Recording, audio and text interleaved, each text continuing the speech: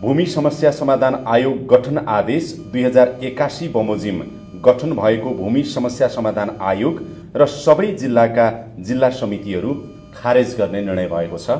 3 महिना अवधिको लागि इलाम जिल्लालाई विपद संकटग्रस्त क्षेत्र घोषणा गर्ने निर्णय भएको छ।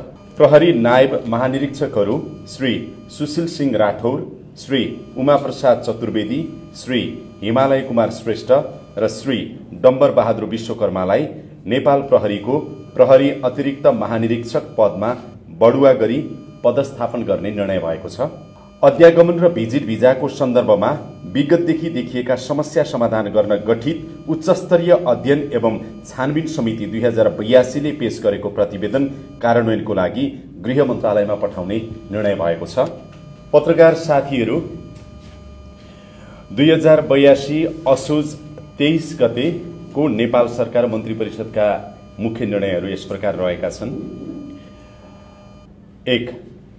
नेपाल विद्युत प्राधिकरणको जलविद्युत आयोजना निर्माणको लागि स्रोत व्यवस्थापन गर्न 20 अर्ब रुपैयाँ बराबरको ऊर्जा बन्ड चरणबद्ध रूपमा निष्कासन गर्न स्वीकृति प्रदान गर्ने निर्णय भएको छ।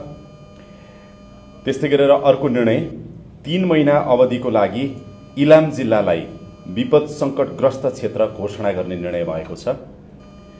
त्यस्तै अर्को निर्णय प्रहरी नायब महानिरीक्षकहरू श्री सुशील सिंह राठौर, श्री उमा प्रसाद चतुर्वेदी, श्री हिमालय कुमार श्रेष्ठ र श्री डम्बर बहादुर विश्वकर्मालाई नेपाल प्रहरीको प्रहरी अतिरिक्त महानिरीक्षक पदमा बढुवा गरी पदस्थापन गर्ने निर्णय भएको छ। 4. भूमि समस्या समाधान आयोग गठन आदेश 2081 बमोजिम गठन भएको भूमि समस्या समाधान आयोग र सबै जिल्लाका जिल्ला समितिहरू खारेज गर्ने निर्णय भएको छ। 5. त्रिभुवन विश्वविद्यालयको जग्गा तथा अचल सम्पत्ति खोजबिन समिति 2081 ले पेश गरेको प्रतिवेदन कार्यान्वयनको लागि शिक्षा, विज्ञान तथा प्रविधि मन्त्रालयमा पठाउने निर्णय भएको छ। 6. अध्यागमन र भिजिट भिजाको सन्दर्भमा विगतदेखि देखिएका समस्या समाधान गर्न गठित उच्चस्तरीय अध्ययन एवं छानबिन समिति 2082 ले पेश गरेको प्रतिवेदन कार्यान्वयनको लागि गृह मन्त्रालयमा पठाउने निर्णय भएको छ। 7.